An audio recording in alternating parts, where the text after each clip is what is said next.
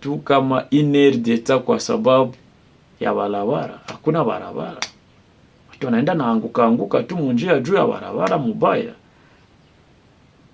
Sisi benye wanakumbuka hapa nani Place Muramba tukwa ingia unani Nguba, si mnakumbuka hiyo wakati tulikuwa nijiuliza rais yuko muinchi wala alishakimbia tena. Kabila ndio alikuwa rais.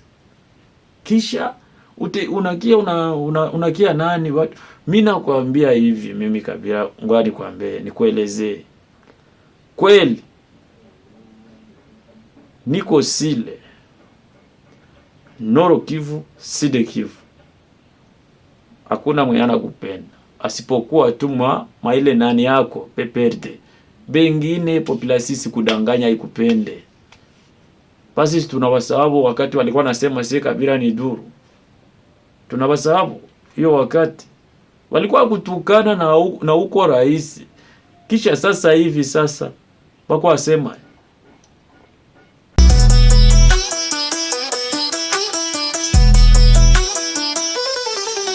diaspora mwenyewe. Aya, diaspora mwenyewe kutoka Ulaya. Alafu nimerudi tuongelee hii mambo ya vita ya RD Congo. Si mnajua kama hizi siku sisi huko sisi hapa Rwanda tulikuwa kwa makumbuko ya genocide ilifanyikaka 1994. Ndio maana tulikuwa busy kabisa, tukokuwa na fika tu ndani ya Kongo tuende watafutia habari njema, si ndio? Alafu tumerudi sasa. Kwa sasa hivi tunajua kama mambo inaanza kuwa salama. Mambo inaanza kuwa salama. Tumemaliza hiyo wiki ya makumbuko. Alafu makumbuko itaendelea kwa sababu hii genocide ilifanyikaka karibu siku 100 days. Yaani kuna watu ambao hawawezi wakafahamu hivyo, lakini wewe ukiwasikia tu hivyo kuna waacha, si ndio? Sisi mambo yetu kila Mnyarwanda anafahamu hivyo, si ndio? Kila Mnyarwanda anafahamu hivyo, na tunajua kama ndio ilifanyikaka, na wenyewe walifanyaka wa mingi walikimbiliaka Mkongo, si ndio? Ndio maana wenyewe wataweza pinga hivyo. Tutaweza sema kama ni tutaweza tu sema kama ni ifritire ya FDL, wale wapingaji ambao wako mainchi mbalimbali, ndio hivyo. Lakini mwenyewe nafahamu hiyo hii wakati haweza kasema tu mambo mingi sana, si ndio? Alafu ni diaspora mwenyewe tumerudi tena tuongelee hii mambo ya Kongo kama kawaida, si ndio? Yaani niliona hapa juzi kabisa, yani Kabila na delegation yake waliwahi kufanya meeting ya kusema kama wamekamatia Felix Antoine Tshilombo ma decisions mingi, si ndio? Alafu mimi nawaambiaga hivi, yani we Kabila ndio ni mtu mkubwa na ni general, si ndio? Lakini we ndio shida, kwa sababu kwa nini ulipatiaka ulipendaka uibe uchaguzi? Kwa sababu kuna mtu ambaye alikuwa anachaguliwa hiyo wakati, yani alikuwa Martin Fayulu, si ndio? We ukaiba uchaguzi yake ukaipatia Felix Antoine Tshisekedi Tshilombo, si ndio? Nani sasa unapenda Mungu akufanyizie nini? We uliibaka, si ndio? Uliibaka. ukaiba mwakati ambayo haikuwaka inastahili uibe. Tena na wakati hiyo mambo iliishaka, wala Felix Antoine Tshilombo ametangaza kama ameshinda, ushindi yake wametangaza kama government. Martin Fayulu aliwaambiaka, akalalamika sana, kawaambia wanenye muliniiba. Mkaanza mwambia nini we kama delegation yako PPRD, mkaanza ambia Martin Fayulu ase hapana. Ase hatuwezi tukafanya hivyo. Ase kwa sababu we ni mtu mkubwa na hatuwezi tukakuiba. Martin Fayulu kawaambia hapana, nye muliniiba. Akalalamika sana kwa sababu walikuwa najua kama wakongomani yote wa mingi walichagulaka ndiyo Martin Fayulu. Na sisi tulikuwa najua kwa sababu hiyo mambo tuliishi ndani ya hiyo mambo kama DRC, ndio. Hiyo wakati tulikuwa pale. Kisha sasa we unakuya unanyangula tu kit unaipatia Felix Antoine Tshilombo wa Mulumba. Japo baba yake alikulombaka tu 2 minutes akwe tu raisi wa RDC, ukamuima. Kamwambia yeye wane sisi, mimi nilichaguliwaka kukuwa raisi wa Jamhuri Demokrasia ya Kongo. Jamhuri ya Republika ya Demokrasia ya Kongo. So, we ukamwambia mimi siwezi nikakupatia kwa sababu mimi population iliniamini kanipatia. Kwa nini ndaweza nikakupatia na we ukwe raisi na haukuchaguliwa? Ulisahabuika vile Kabila ukasahabuika. Kisha baadaye ukanyangula kiti ukaipatia mtoto wake. Maku ulikuwa anajua kama hiyo wakati wewe ulikuwa anajua kama ni watoto yake walikuwa lishasahabu. Hawakusahabuikaka. Na uliogopa nini kukamata kiti ya mwenye alishinda umupatie?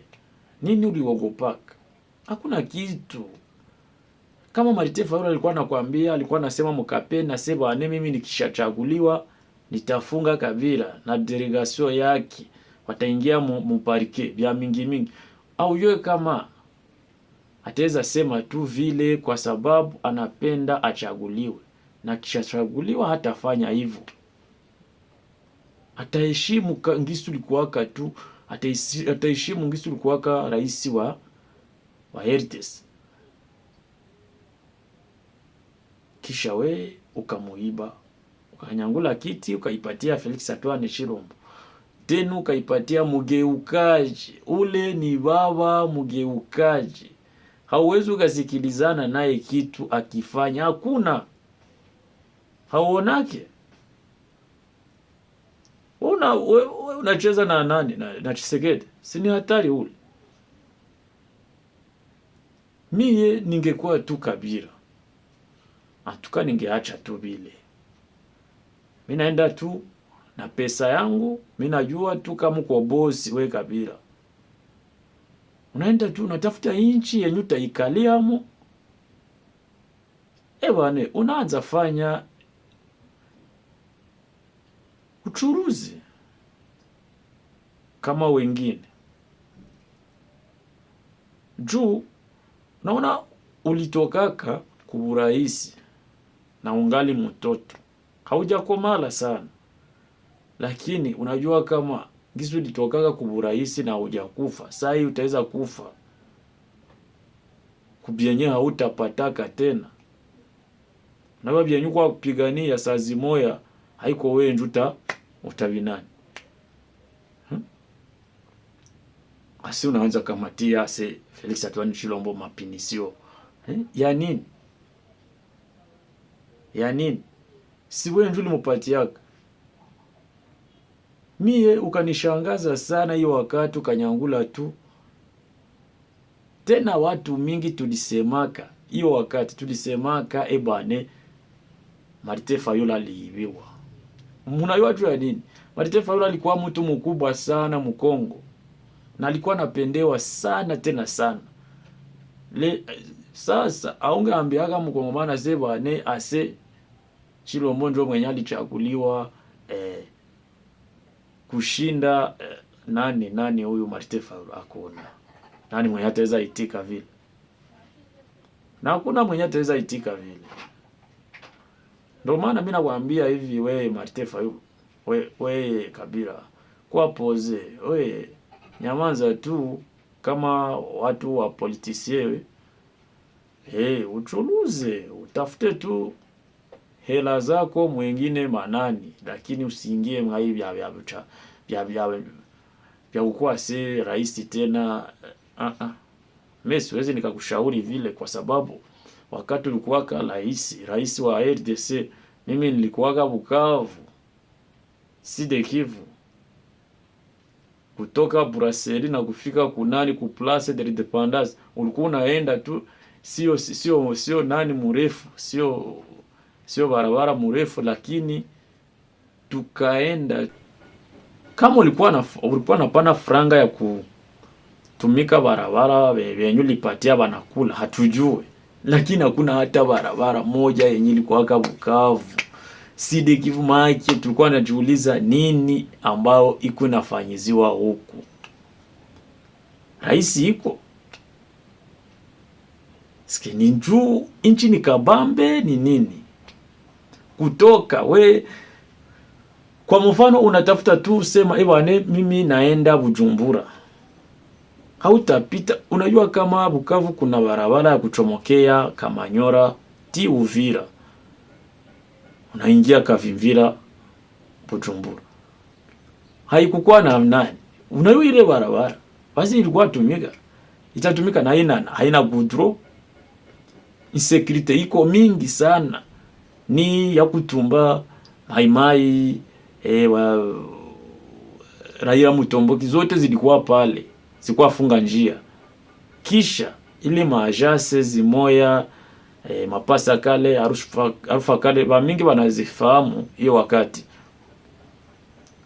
Pakaleta maajase ya kusema hiyo watu watakuwa naingia Bujumbura na Goma, wanatokea hapa Bukavu, patakuwa napitia barabara ya kuvuka Rwanda, Kamembe ti Bugarama, banavuka Ruhwa, banaingia Burundi. Bengine banatoka hapa Bukavu banapita Rwanda, Rubavu, Goma. Unasikia vile? Unajua nini walikuwa nafanya vile?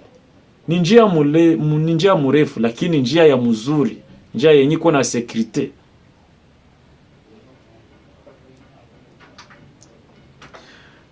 Balikuwa nafanya vile juu hakuna ngisi wafanye ngine ngisi gani. Wewe utatoka Goma, unapitia mbele mage ufike tu Bukavu, ni kupitia tu Rwanda. Jiulize sasa, utapitia tu Rwanda. Japo kama ungepitia tu, kama ungekuya Bukavu unatoka Goma, ungepitia Minova, unashuka Karehe Miti Brasserie, unakuya Bukavu. Lakini barabara hakuna, inafungiwa. Insecurity iko mingi na hakuna gudro. Watu wakaanza ogopa ile barabara ya vile. Pakakia mabarabara ya Rwanda juu ni mabarabara mazuri, gudro iko, busafi, security iko, kila kitu bro. Akasema hiyo tutakuwa napitia Rwanda, pale tupitie Kongo, tuchomokee Bukavu, tuchomokee Goma vya vile, lakini njia ni Rwanda. Wewe utaniambiaje asema mimi niko rais? Kwa rais gani?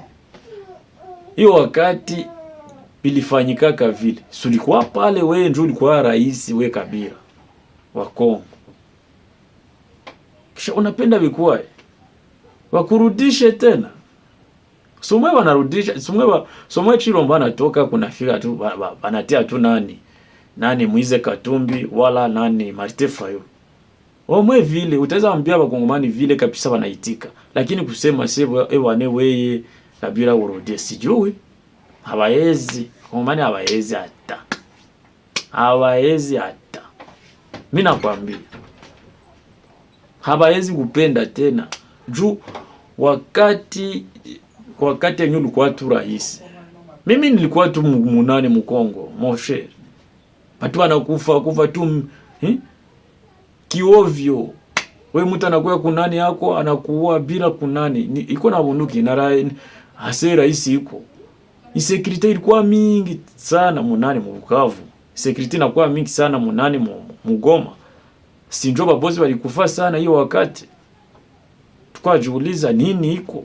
Ni juu nchi ni kabambe. Lakini mimi nakwambia hivi. Wewe ukipenda tu mimi kukushauri. Tafuta vitu vingine vile utaingia. Achana na vya politiki wewe Kabila. Uko na pesa, uko bosi. Hawezi kuwa mchuruzi kama ba Elon Musk. Kuona bauliza si rafiki yako. Unatupatia kazi vya vile. Hapana vya kusema si uende gombania tena kiti hakuna. Mimi nakuheshimiaka sana. Uko na pesa mingi sana. Baba yetu, uko na pesa. Wewe wenda tu fama business makubwa, mazuri. Sisi tuingie ndani tukekufanyizia, ukwe bosi wetu. Lakini hapana vya kwenda na pigania tu ile makiti. Wewe ulikuwa tu rais na vilishaisha. Vile ni sawa, hakuna returu. Nikukushauri. Sio kusema seo ase anakukatara diaspora mwenyewe sisi mimi niko kuambia tu byenye niliwahi kuishi ndani. Niliwahi ishi ndani ya hiyo situation. Kwa sababu nilikuwa nasomea pale. Lakini shauri nzuri, wewe baba uko na pesa, mimi najua uko boss. Elon Musk wanakuitaka hivyo unakuya mu celebration yao USA, wanajua tu kama uko boss. Wewe na wewe fama business makubwa. Yaani utafute watumishi. Na ukipenda usifanyize tu hapa Rwanda. Tunajua tu kama Rwanda tunahitaji wafanya biashara wakubwa sana kama nyie. Ni mzuri. Ni mzuri kabisa. Akose kuko mtu mwenyewe uko napenda usaidie akwe rais. Chama yako wala maile AFC sazimo kwa wapi juu nani Colonel Nanga ni nani? Ni rafiki yako, alikuwa president wa Senako nani kwa epoke yako. Sazimo kwa penda umsaidie akwe rais. Pale itaweza kuwa mzuri. Lakini we kama haiko vile fa biashara baba. Fa biashara. Tuko nyuma yako, fa biashara. Asanteni sana. Mungu ababariki. Sisi tumemaliza